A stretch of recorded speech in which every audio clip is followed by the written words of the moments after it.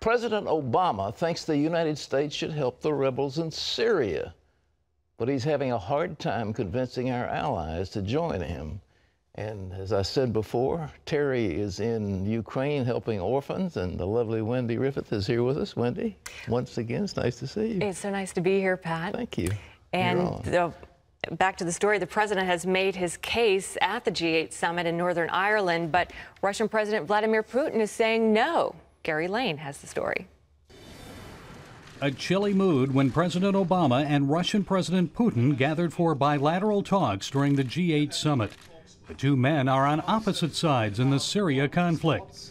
Russia's Putin supports Syrian President Bashar al-Assad and doesn't believe he should step aside.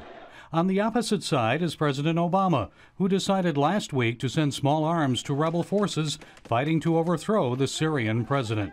What developed over several months was high confidence that the Assad regime had used chemical weapons. And I had been very clear that if we saw the use of chemical weapons taking place by the regime inside of Syria, that would change my calculus, and it has. But Putin believes the evidence is questionable. He opposes U.S. intervention in Syria, and he said the Russian and U.S. positions, quote, do not coincide, but all of us have the intention to stop the violence in Syria. But while Obama and Putin agree to disagree on Syria, both support attempts to bring the two sides in Syria's 26-month civil war to peace negotiations to end the conflict. Arranging that is proving difficult. The rebels want Assad to step aside before talks begin. Assad and Russia refuse. Other members of the G8 were critical of Putin for supporting the Syrian dictator. One British official described the summit as a clarifying moment in differences over Syria. Putin was criticized for sending Russian arms to the Assad regime, but he responded saying the shipments were to the legitimate government of Syria, legal under international law. The G8 meeting will conclude with members sending a clear message. When it comes to Syria, the G8 is really the G7 plus one. Russia stands alone in its support of the Syrian government and Bashar al-Assad. Gary Lane, CBN News. Well, President Obama's catching it from all sides. He's not doing enough, some people say, and if he's going to get in there to do it, he ought to go in hard with air power, knock out the Syrian air power, and then send in some large weapons. If he isn't going to do that, he ought to stay out. And the American people well, they're pretty much opposed to us getting involved in Syria.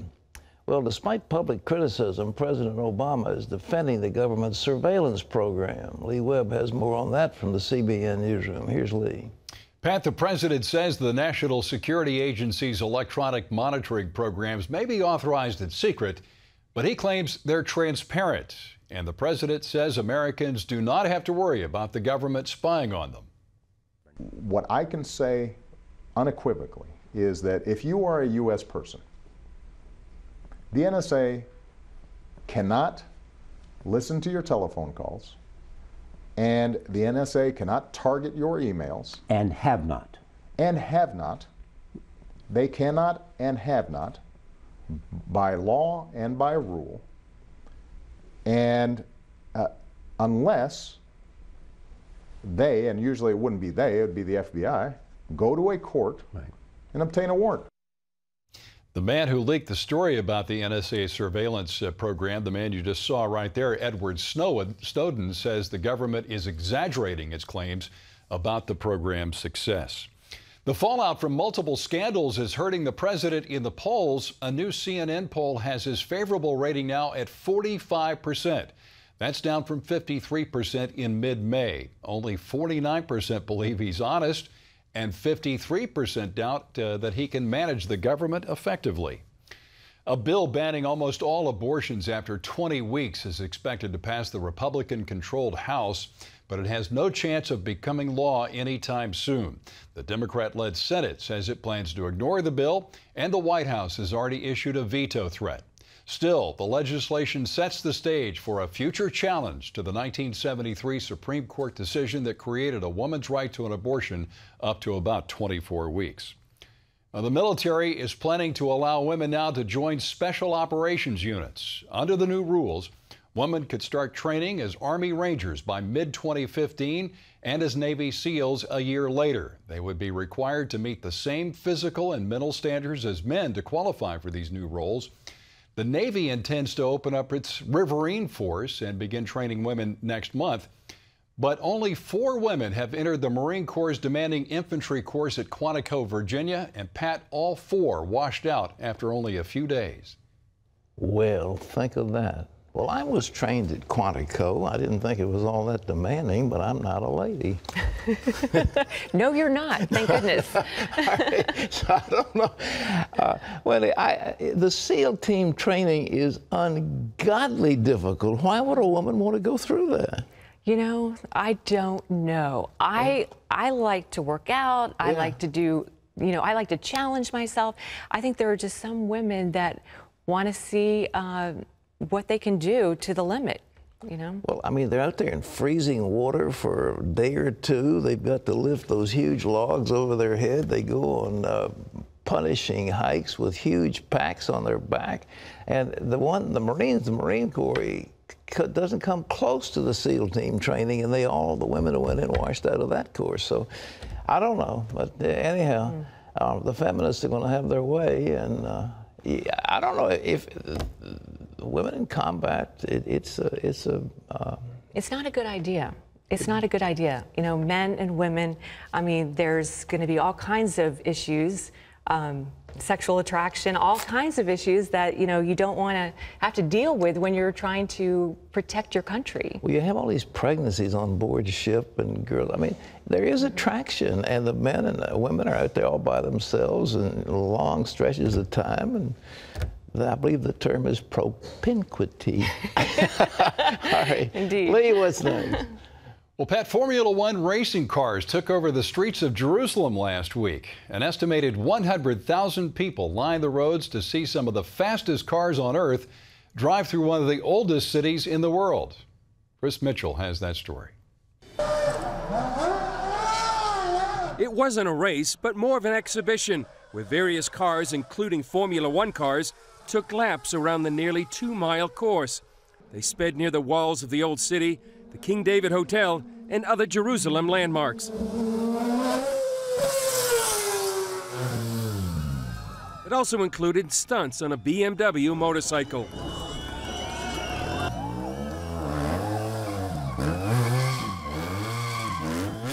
The event is part of Formula One's Peace Roadshow. It features world-class cars and drivers from teams like Ferrari, Mercedes, and Lotus. Many Israelis were thrilled with the show. It's so wonderful. Even the noise is wonderful. I've been working on Formula One in France, and I was bringing my daughter to watch and hear the noise. It's exhilarating. My kid's here, as you can see, is on my shoulders, and he loves it. It's amazing. You have never seen Jerusalem like this. It's awesome. We should have more like this here in Israel. Well, I think the atmosphere is just electric. It's great, yeah. I'm with my 3 kids here and my wife and friends, and it's beautiful. I think it's really cool, all the things that they do with the bikes, and I really enjoy myself here. Mayor Nir Barkat explained to a packed press conference why he felt this event would make the city a better place. There's no doubt in my mind, if you look as reporters, you will find, looking around, Jews, Muslims, and Christians, all focusing on the common denominator of how sports gets people together.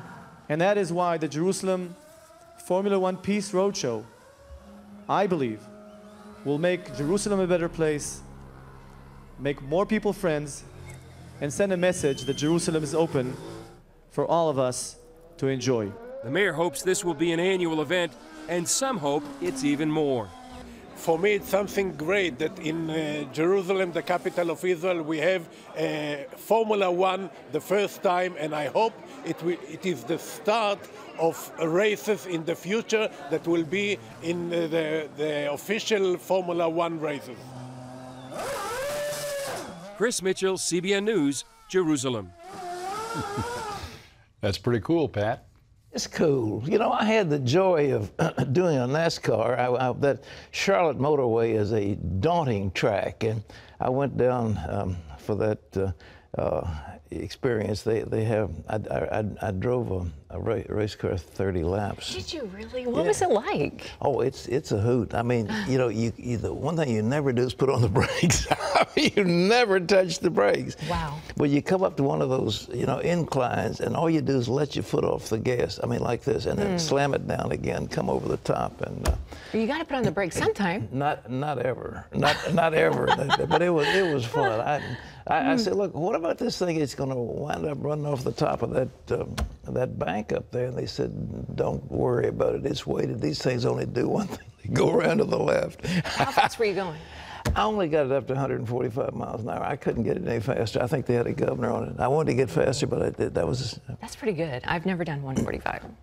Well, thank goodness. I've done about 100. I've probably gone a little over 100 times. Yeah.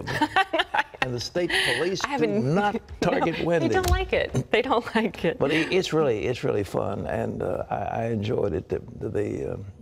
Well, anyhow, there's a school down there in Charlotte. They have for Richard Petty. They call it the Petty driving experience, and I got 30 laps, and it was fun. Fantastic. Well, it's good to see something fun like that happening in Jerusalem. Oh, it's tremendous. Yeah. It really is tremendous. Well, anyhow, God bless. Stories favoring gay marriage outweighed stories opposing it by a margin of 5-1 during the 2 months leading up to the Supreme Court hearings on cases involving same-sex marriage.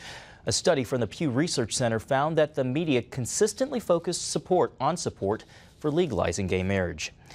A hardline Egyptian Muslim cleric has been given an 11-year suspended sentence for tearing up and burning a Bible. Egypt's official news agency says he did it at a September 11th rally held by an ultra-conservative Muslim group in front of the U.S. Embassy in Cairo. Egyptian law says it's a crime to show contempt toward the heavenly religions of Christianity, Islam, or Judaism. Critics say the law is vague and most often used against critics of Islam. Well, you can always get the latest from CBN News by going to our website at cbnnews.com